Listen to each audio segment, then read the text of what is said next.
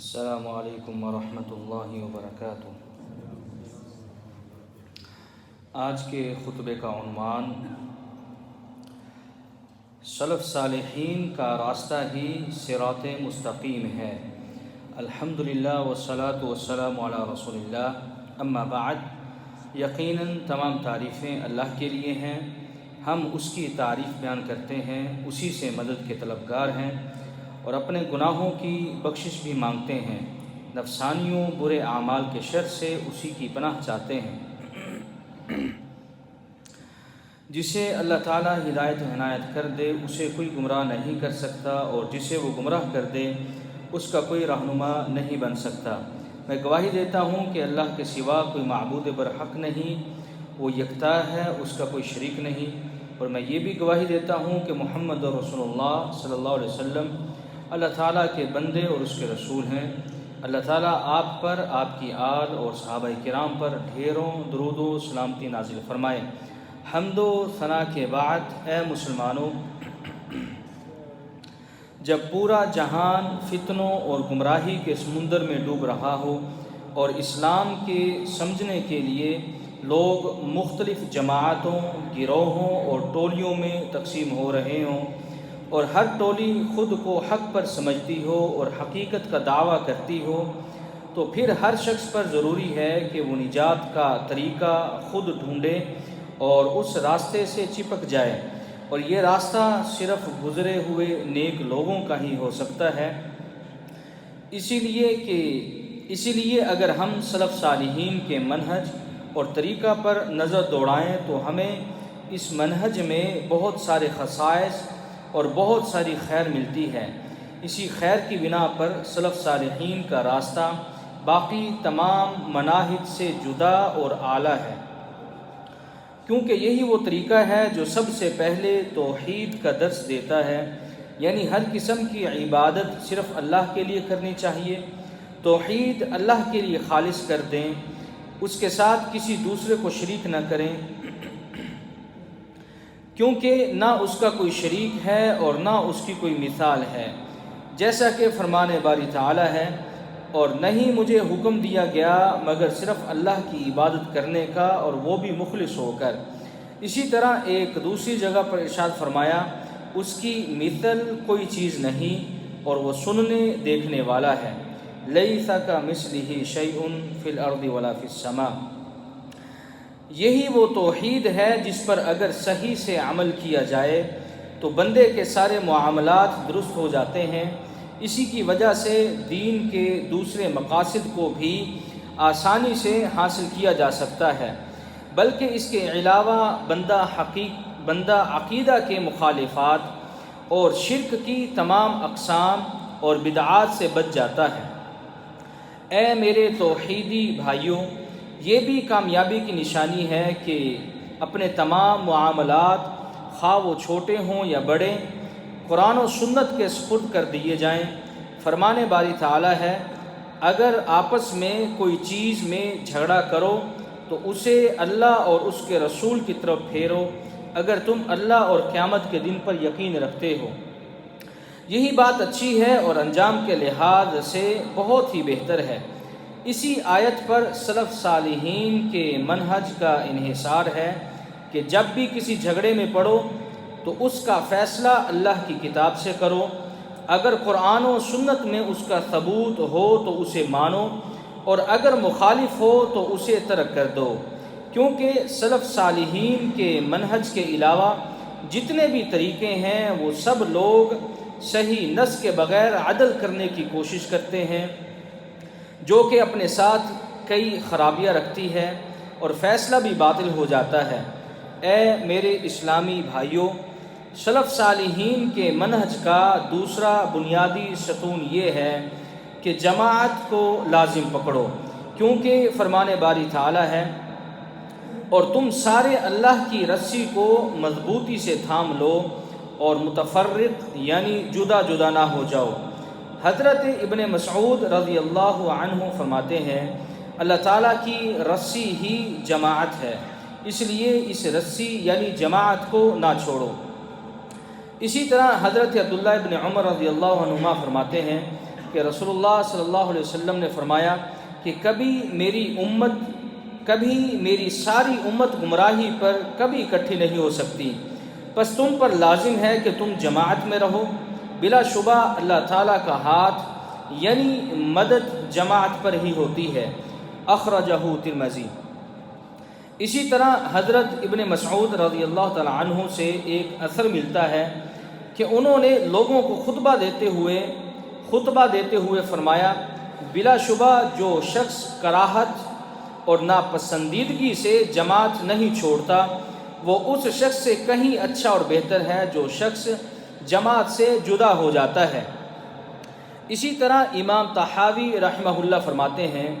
کہ جماعت ہمیشہ حق اور سیدھے راستے پر ہوتی ہے،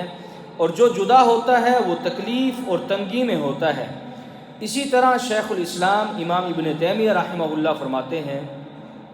بلا شبہ جماعت کے ساتھ رہنا اصول دین میں سے ہے۔ یہی وہ سلف صالحین کا منہج ہے جس پر چل کر ہم اپنے دین کی تکمیل کر سکتے ہیں اور فاسد چیزوں کو رد کر سکتے ہیں، معصوم لوگوں کا خون بہانے سے باز رہ سکتے ہیں،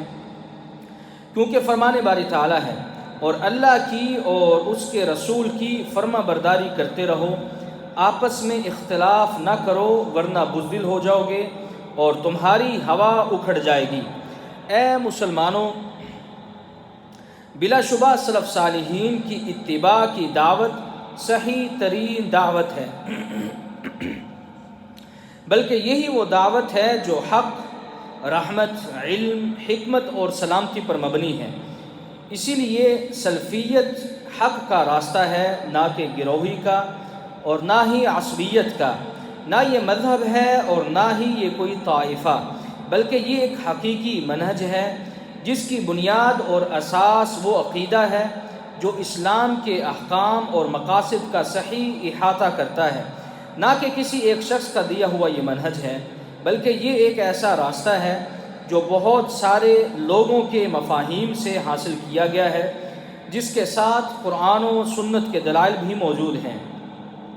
یہی منہج وہ دعوت ہے، یہی منہج یعنی سلف صالحین کا منہج وہ دعوت ہے جو رسول اللہ صلی اللہ علیہ وسلم لے کر آئے۔ یہی منہج وہ راستہ ہے جو صحابہ کرام رضوان اللہ اجمعین سے آیا ہے، جو کہ بدعات سے دور،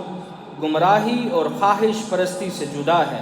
جیسا کہ فرمان باری تعالیٰ ہے، ان لوگوں نے سبقت کی یعنی سب سے پہلے ایمان لائے مہاجرین میں سے بھی اور انصار میں سے بھی، اور جنہوں نے نیکوکاری کے ساتھ ان کی پیروی کی، اللہ ان سے خوش ہے اور وہ اللہ سے خوش ہیں۔ اس آیت کے بارے میں جلیل القدر صحابی سیدنا عبداللہ ابن مسعود رضی اللہ تعالیٰ عنہ کا قول ہے، آپ لوگوں میں جو شخص بھی کسی طریقے کو اپنانا چاہتا ہے اسے چاہیے کہ وہ ان کے طریقے کو اپنائے جو فوت ہو چکا ہے، یعنی جو اس وقت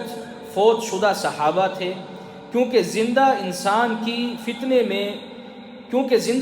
کی فتنے سے بچنے کی کوئی گارنٹی نہیں، اور وہ لوگ محمد رسول اللہ صلی اللہ علیہ وسلم کے صحابہ ہی ہیں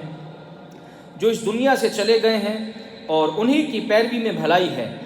جو اس امت کے افضل ترین لوگ تھے، انتہائی نیک دل، راسخ علم والے، کم سے کم تکلف کرنے والے، وہ ایسے لوگ تھے جنہیں اللہ نے اپنے نبی کی صحبت اور اقامت دین کے لیے منتخب فرمایا، تو تم سب ان کی فضیلت کو پہچانو، ان کے نقش قدم پر چلو، اور جتنا ممکن ہو ان کے اخلاق اور دین کو اپناؤ، کیونکہ وہ سیدھے راستے پر تھے۔ اسی طرح امیر المؤمنین حضرت عمر بن عبدالعزیز رحمہ اللہ فرماتے ہیں کہ رسول اللہ صلی اللہ علیہ وسلم نے اپنے بہترین جانشین چھوڑے، جو ان کی پیروی کرے گا وہ ہدایت پائے گا، اور جو ان کے راستے پر نہیں چلے گا گویا وہ اللہ سے منہ موڑے گا، جس کا ٹھکانہ جہنم ہے، جو کہ بہت برا ٹھکانہ ہے۔ اے امت اسلام، سلفی اس مفہوم کے ساتھ ایک راسخ عقیدہ اور زندگی کا بہترین ترین راستہ ہے، کوئی بھی زمان یا مکان اس کے بغیر صحیح نہیں ہو سکتا۔ جیسا کہ شیخ الاسلام امام ابن تیمیہ رحمہ اللہ نے فرمایا ہے، بلا شبہ اہل سنہ والجماعہ کا طریقہ یہی ہے کہ رسول اللہ صلی اللہ علیہ وسلم کے آثار کی اتباع ظاہری و باطنی طور پر کی جائے، اور سابقین و اولین جو لوگ مہاجرین اور انصار میں سے تھے ان کے راستے پر چلا جائے، اور رسول اللہ صلی اللہ علیہ وسلم کی اس حدیث پر عمل کیا جائے جس میں آپ صلی اللہ علیہ وسلم نے فرمایا تھا کہ تمہیں چاہیے کہ تم میری سنت اور میرے بعد میرے ہدایت یافتہ خلفائے راشدین کی سنت کو لازم پکڑو، رواہ ابو داود۔ اسی طرح اللہ تعالیٰ نے بھی اس ضمن میں ارشاد فرمایا، اور بے شک یہی میرا سیدھا راستہ ہے، سو اسی کی اتباع کرو اور دوسرے راستوں پر مت چلو، وہ تمہیں اللہ کی راہ سے ہٹا دیں گے، تمہیں اسی کا حکم دیا ہے تاکہ تم پرہیزگار ہو جاؤ۔ اے میرے اسلامی بھائیوں، یہ اللہ تعالیٰ کے فضل میں سے ہے کہ اس نے ہمیں اس سلفی منہج پر چلنے کی توفیق عطا فرمائی